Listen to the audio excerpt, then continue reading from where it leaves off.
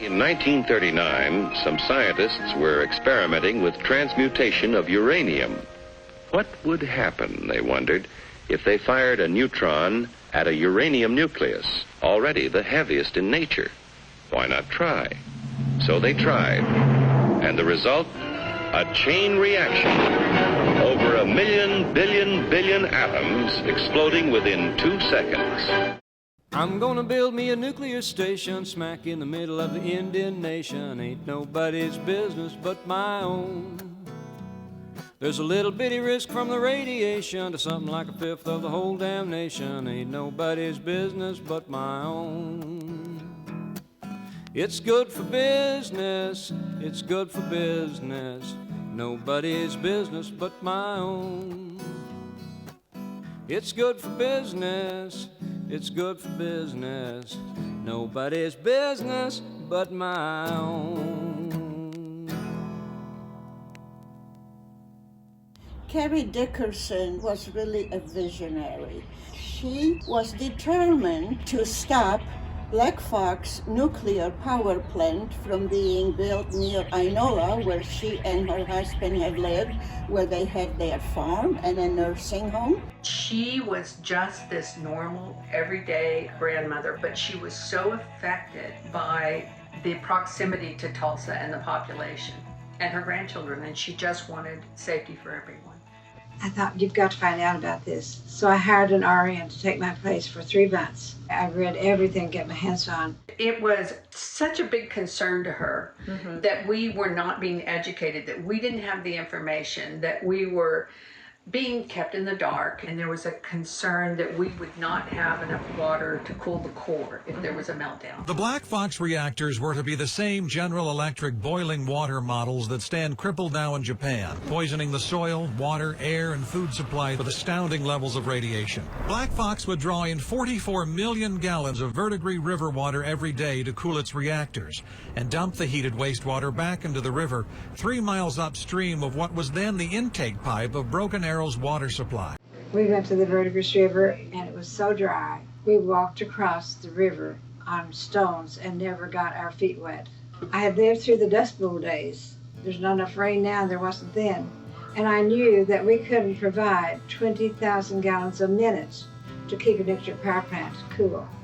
3 Mile Island, I believe, changed a lot of people's minds.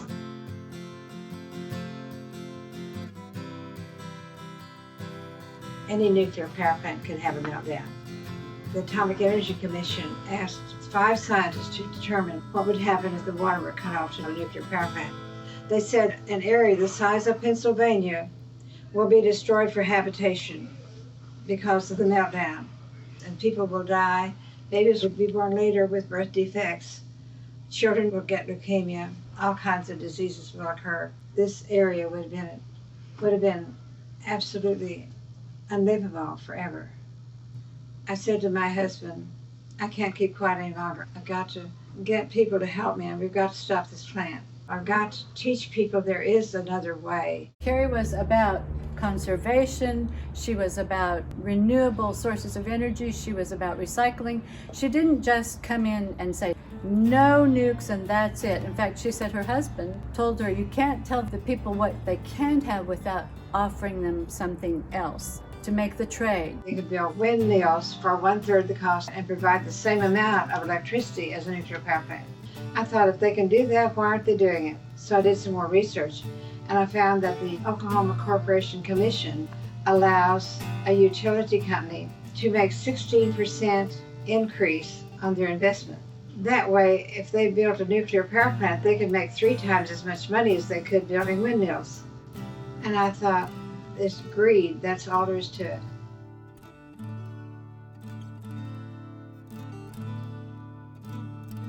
She was always civil, she was always calm, she was a very gentle personality, but she was very tough. She was indomitable. She was well educated, she was well informed, and she was committed.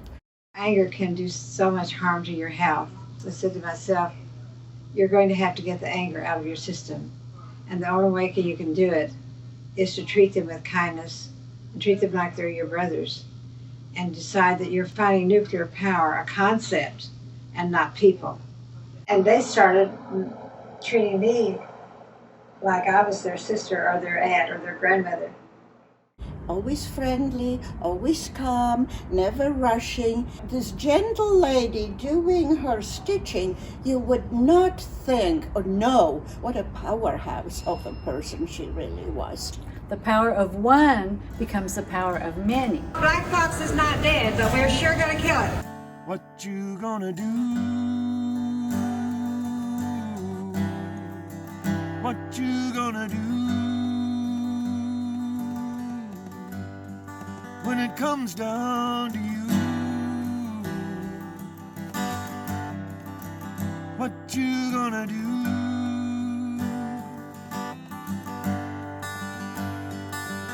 When the time for talking's over, no more sitting on the fence. It's become a razor wall that never made no sense. What you gonna do?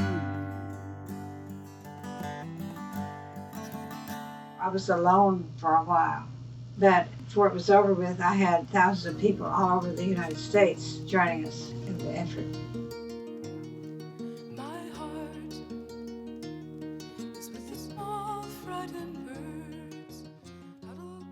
After learning about Kerry's mission, I began to attend the meetings and work parties of Citizens Action for Safe Energy, also known as CASE, a diverse range of socially justice-seeking musicians, artists, and activists. Artist Kathy Coulson-Keegan created this print of a red fox to generate funds and awareness.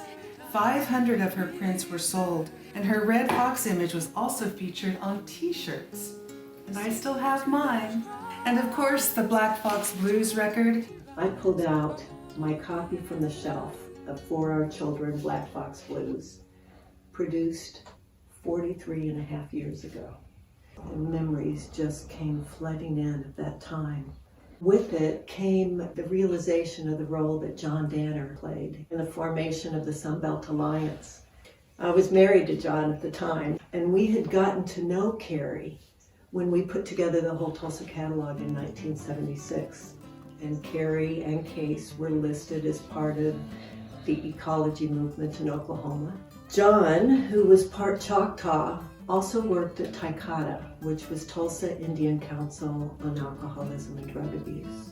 TICADA was housed in Leon Russell's recording studio, and that place also went on to be the place where we all met for the Sunbelt Alliance. We went on to support Case through dedications like with this album, and the proceeds to the album went both to Case and to Sunbelt Alliance. John's love of music brought Oklahoma musicians together from all over. John's connection in Tulsa and in California also helped with bringing in two major concerts that lent a lot of recognition to the fight against Black Fox. In 1978, that was Jackson Browne and David Lindley, and then in 1979, it was the Tulsa Sun Festival. Out at Mohawk Park, Bonnie Raitt and Jesse Colin Young came as well.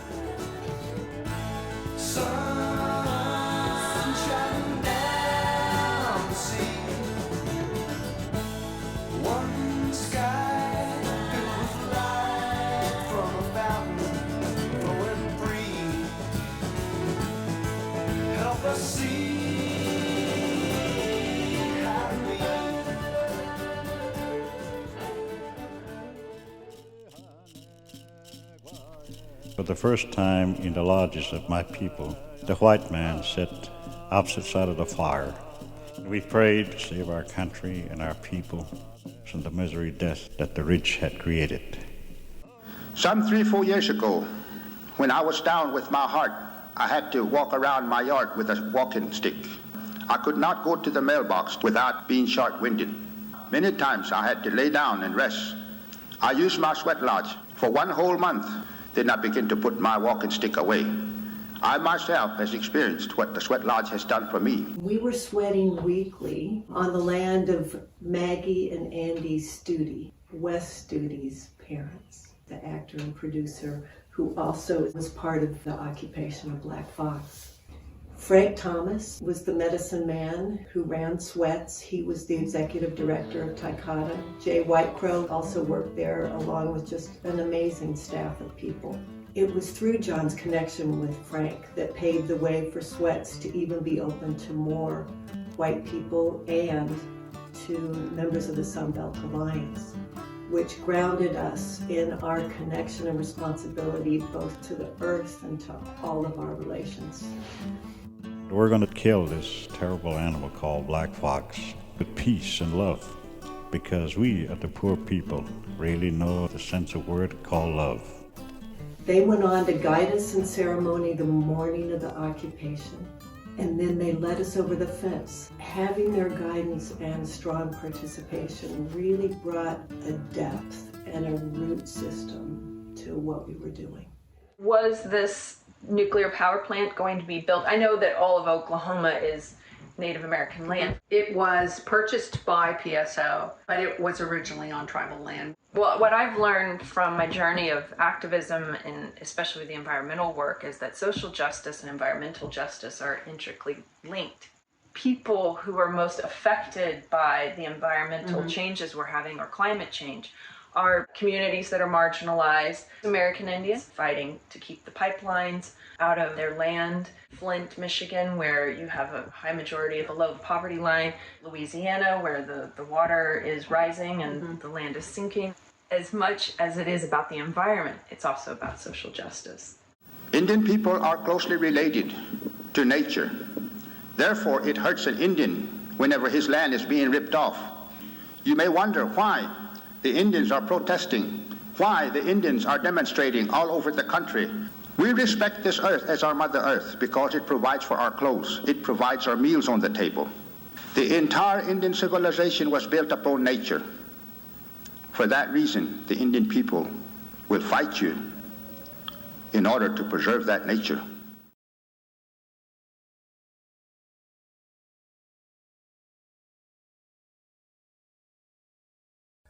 I was the last officer of the Sunbelt Alliance here in Tulsa. The Sunbelt Alliance occupied the Black Fox site twice. We broke into groups and did nonviolence training. We were met by 4 armed sheriff's deputies and allowed to go all the way to the core site. As we stood at the barbed wire and we prayed and sang America the Beautiful, we were overwhelmed by the devastating violation before us. Hard hats hollered foulness at us and said, "That's our song."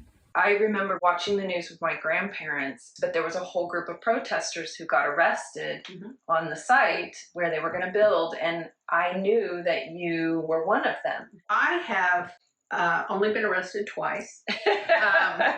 Once was at Black Fox. You are trespassing on private property and subject to arrest. Subject to arrest.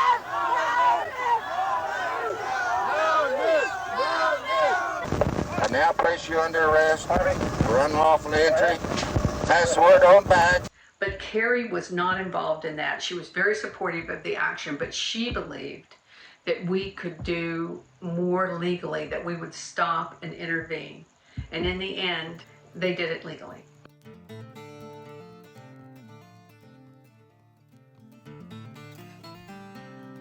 No nuclear power plant had ever been stopped before through the legal avenue. I never protested anything before. And I found that I'd have to go through hearings and hire attorneys. I had no idea what attorneys cost. It cost $550,000. We had to sell this home to provide the money to fight the fox. I had to mortgage a farm, and my husband said, "We don't have any more money. You're going to have to find another way to make money for your fight." So that night I went to bed with a prayer. I said, "God, do I have a talent that I could make money? I can't think of a thing I could do." I woke from a dream at 5 o'clock of a beautiful sunburst quilt. By daybreak, I had the pattern already sketched and the patterns for each block made. The quilt brought $3,000. We had a drawing. And then we made other quilts, and we made almost $60,000 making quilts. So that saved the day.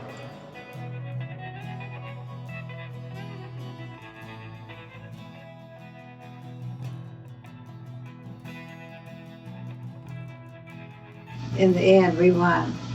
After 9 years.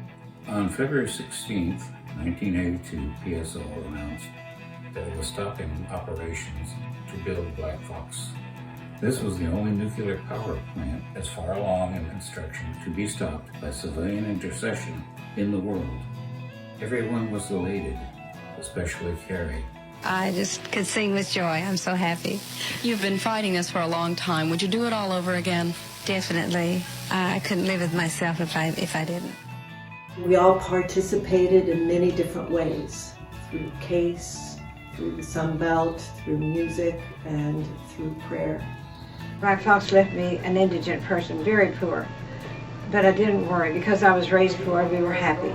And I said I can be happy without a nuclear power plant rather than have money. When PSO decided not to continue the building, eventually there was no animosity between them and Carrie. They became, as a matter of fact, they wrote eventually and thanked her, because at that time it was the right thing to do, was to stop it, even though they started already a bit of a construction. She was tireless in promoting wind and solar energy, and once Black Fox was called off, she began immediately working on promoting wind power, and she wrote a wind power book for children. A lot of people now don't even know about Black Fox. But the people who were here then come in and say, I want to thank you because I can sleep tonight.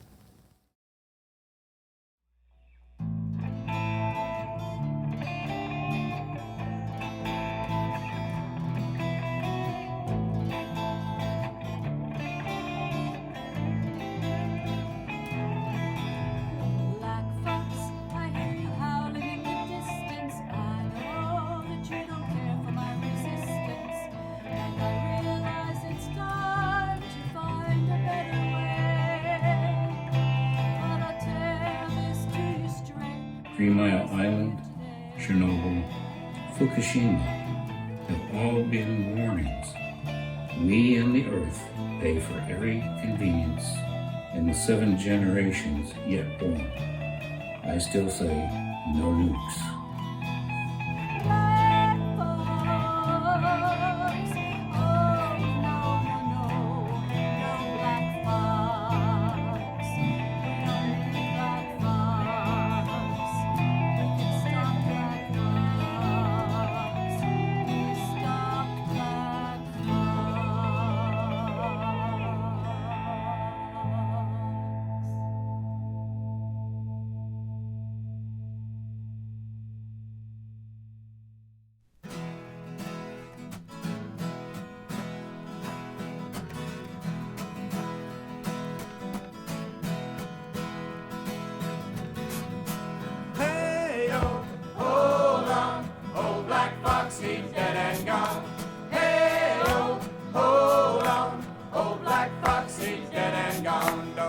Radiation in the ground. I don't want a nuclear warning. I want our little children asleep in their beds and see the sunrise in the morning.